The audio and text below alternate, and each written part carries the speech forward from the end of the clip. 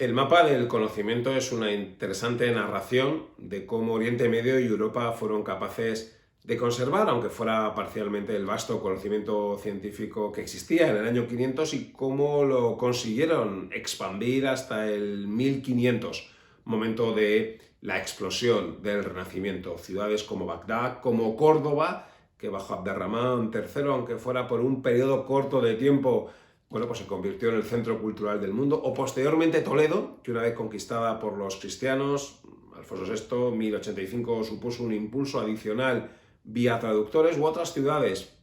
como Salerno, más especializada en textos de medicina, Palermo, o Venecia, la ciudad que supo utilizar, apalancarse en la innovación tecnológica del momento, la imprenta. En su momento en Venecia existía un ecosistema muy propicio para que esta ciudad, como digo, se apalancara esa innovación en la imprenta y supusiera el impulso definitivo para los libros. Violet Moller hace un homenaje evidentemente a los libros como una de las principales vías de transmisión del conocimiento, pero también homenajea a los científicos y a las personas comprometidas con el conocimiento y sobre todo con su divulgación. Y dos figuras específicas que en ocasiones se las olvida, por un lado los copistas y por otro lado los traductores. A partir de tres autores, dos libros, los autores por un lado pues nos referimos a Euclides y su libro de matemáticas Elementos, escrito en el siglo III a.C., por otro lado Ptolomeo y su Almagesto, escrito en el siglo III después de Cristo, también en Alejandría, o Galeno, el que tuvo innumerables escritos, no tanto libros, pero sí escritos de medicina. Galeno, que por cierto se acabaría como el médico personal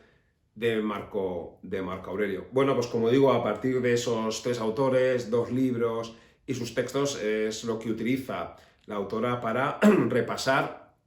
esos 1000 años, entre el 500 y el 1500, que fueron claves para la conservación del conocimiento, que ya hemos dicho, conservación parcial del vasto conocimiento científico que existía. Se centra fundamentalmente en medicina, en matemáticas y en astronomía, pero algo similar sucedió con historia, con filosofía, con teatro. Fue mucho lo que se perdió, pero como había muchísimo, pues a nosotros nos ha llegado todavía una importante cantidad de conocimiento. Cabe plantearse qué sucedería, cómo sería hoy el mundo si se hubiera perdido todo el conocimiento de los griegos y de los romanos. ¿Cómo sería hoy el mundo si no hubiéramos contado con el papel de los protagonistas que se narran en este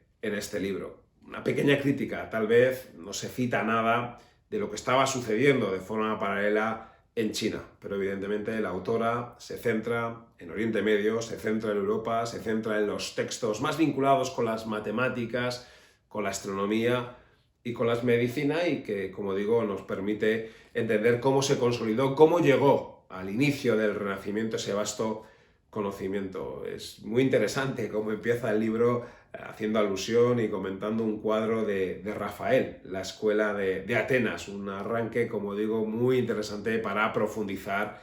en ese milenio clave para lo que hoy somos.